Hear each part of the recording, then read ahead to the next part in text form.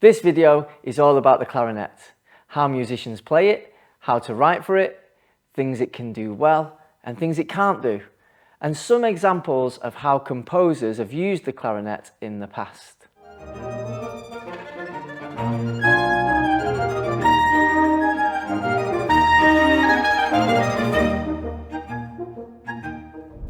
Clarinets are part of the woodwind family of instruments, and there are several different clarinets that all vary in size, as you can see here.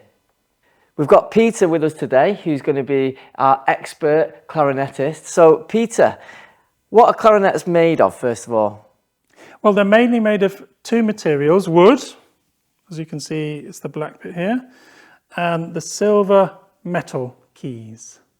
And then, as well as being made of the wood and metal, I know at the top of the clarinet, the mouthpiece, you've also got a smaller piece of wood. What's that, and why do we have them on clarinets? So this piece of wood on the top of the clarinet is probably the most important part of the clarinet, and it's called the reed. And this reed goes on the mouthpiece here, and I'll put it on now. This reed goes on flat, and when I tighten it and clamp it down with the ligature, which is this bit here that I'm just screwing, when I blow down the clarinet, it's going to make a sound just like this.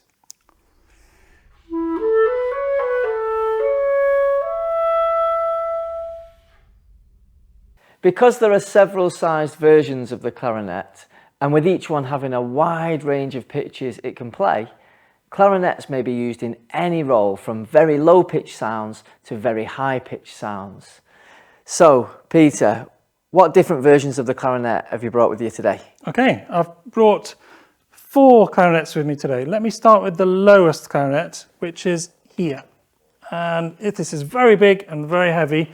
It's called the bass clarinet in B flat. And let me play a little few notes on it.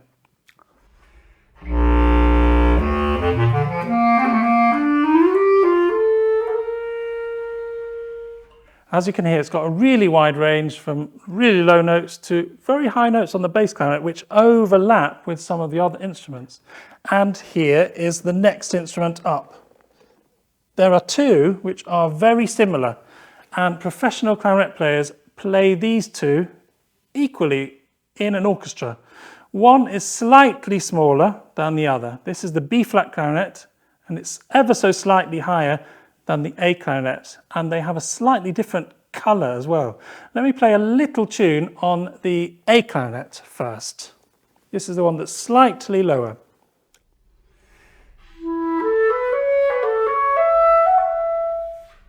And if I switch to the B flat clarinet, I might just play exactly the same tune and hear that it's a slightly different timbre, a little brighter in colour, and 1 semitone higher.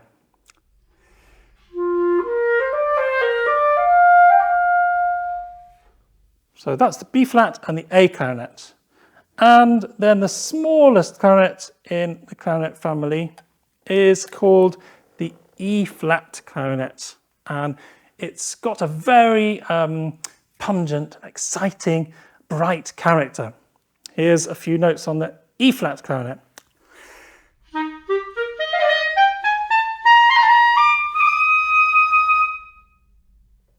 That's fantastic. And out of the 4 different clarinets, do you have a favourite? No, I think they've each got their individual character, and composers love to write for each different instrument. In chamber music, quite often it's the B flat clarinet or the A clarinet which are used, and then the B flat bass clarinet is also very popular, particularly among contemporary composers, and the E flat clarinet is used very rarely in chamber music because it's very loud. So probably the most common and most used clarinet is the B flat clarinet. You'd find this instrument in a lot of concert bands and orchestras, as well as jazz and musical theatre bands. The B flat clarinet's lowest note is an E below middle C. Peter, could you play that for us, please?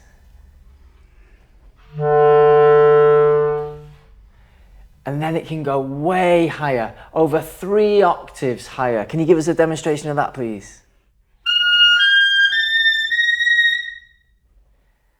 The notes from the C above middle C to the next C an octave higher are when the clarinet sounds bright and lively sounding.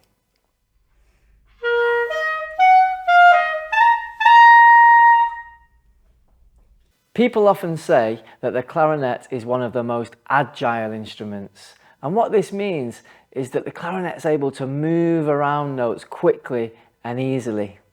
It's capable of playing fast runs, arpeggios, trills. It can play music that contains big jumps in pitch. And it can also play expressive melodies.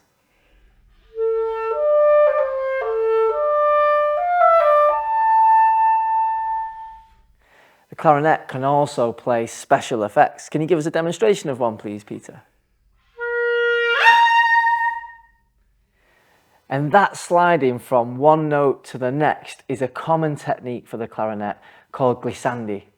It's shown by having a straight line from the note where you want the gliss to start to the note where you want it to stop. Now, a common way to play the clarinet is by tonguing each note. Tonguing is where the clarinetist uses their tongue to articulate each separate note. Take a listen to this passage of music from a piece called Gumboots by David Bruce.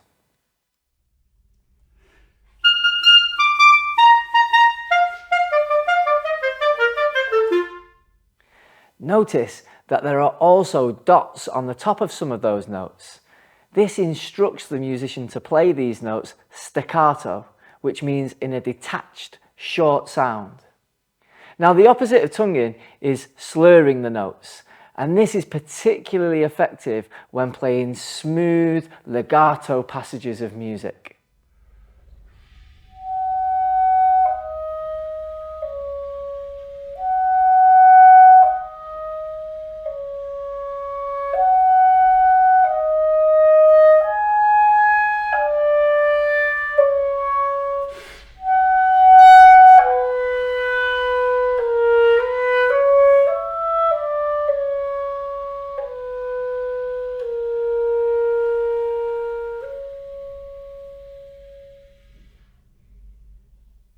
Did you hear how the notes flowed smoothly from one to the next? Now, to show slurs in music, the composer would have a beam from the first to the last note of the slur.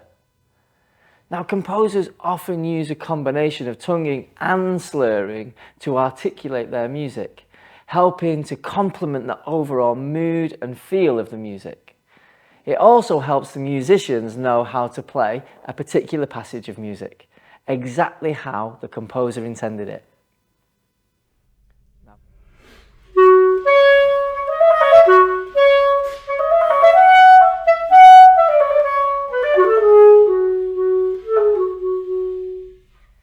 Why don't you try composing a short melody for clarinet, or use this example and see if you can create 3 new versions, all with different articulations.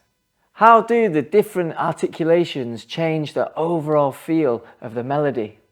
As well as having a wide pitch range and being a very nimble instrument, the clarinet also has a wide dynamic range, from the softest whispering sounds to the loudest scream and everything in between. Peter, can you give us a demonstration of something that's extremely quiet?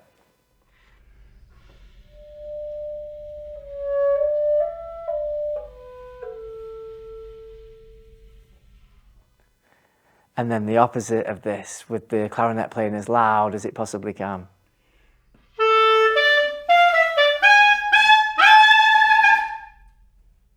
However, when writing for the clarinet, you've got to consider what pitch range you're in when you're thinking about dynamics. For example, it's very difficult to play extremely high notes softly.